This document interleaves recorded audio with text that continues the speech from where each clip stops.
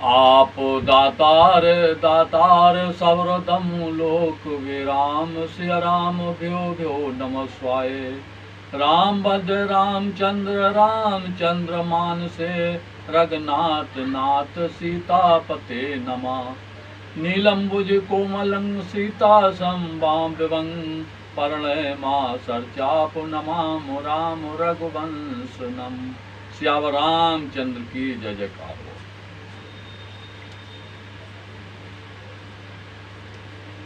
जब मुल्तान शहर जो है वो आजकल पंजाब में है, उस मुल्तान शहर में ये सतयुग की बात है। वो मुल्तान शहर जो पंजाब के अंदर है, उस समय हरना कासिम नाम का वहां दानवों का सरदार रहता था। तो हरना कासिम जो था वो, क्योंकि इसका कारण क्या बना था कि हरना कासिम और एक हरणायक, दो भाई थे।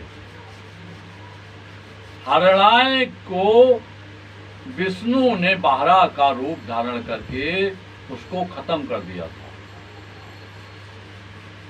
जब हरणायक को बारह का रूप धारण कर प्रभु ने जब खत्म कर दिया, मार दिया, तो हरणाकुश को बड़ा क्रोध आया।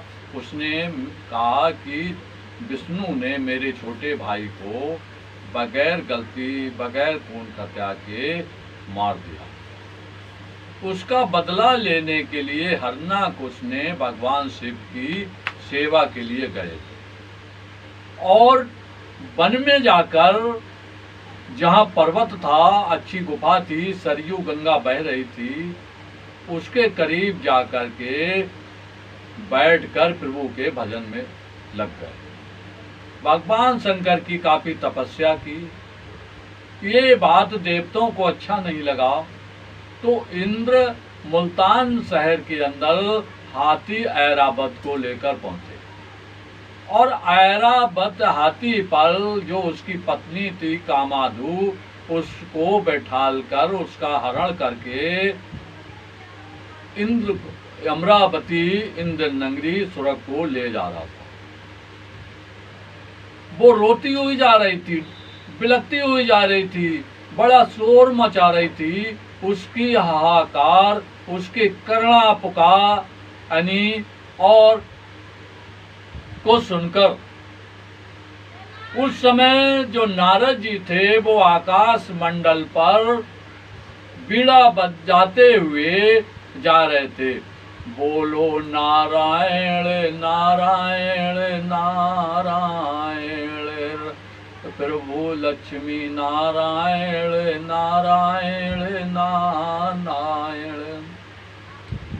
नाम लेत जिन गढ़ का तारी, नाम लेत जिन गढ़ का तारी, बोलो तारायण तारायण तारायण प्रभु नारायण नारायण नारायण।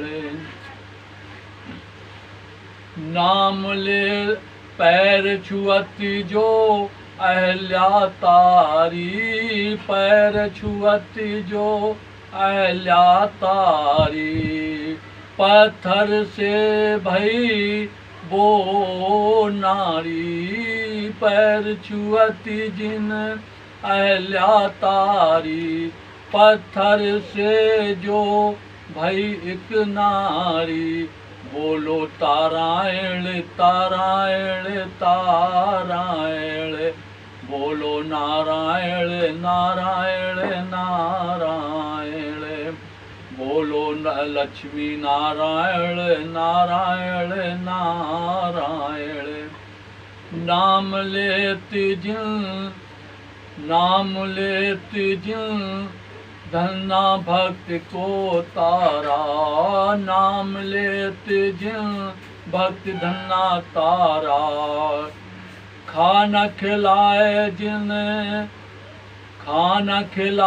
जिन भूख मिटाई, खाना खिलाए जिन भूख मिटाई, बोलो तारायण तारायण तारायण, बोलो नारायण नारायण नारायण।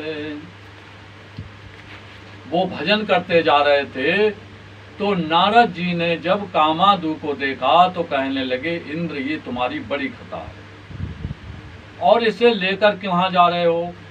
तो इंद्र कहने लगा, इसके गर्भ से दानव उत्पन्न होगा और जो हमारे इंद्र लोक को छीन लेगा। तो नारद कहने लगे, इसके गर्भ में दानव पैदा नहीं होगा, इसके गर्भ में एक भक्त पैदा होगा। तो इंद्र कहने लगे, भक्त क्यों पैदा होगा? अरे इसका पिता बड़ा दानव है, जो सृष्टि काल में जिसने उत्पात मचा रखा है और संसार में उथल पुथल मचा दी है, देवताओं को भी दुख देता है, तो इसके गर्भ से दानव पैदा होगा। कहने लगे, नहीं, मेरे आश्रम में छोड़ दो, इसके गर्भ से भक्त पैदा होगा।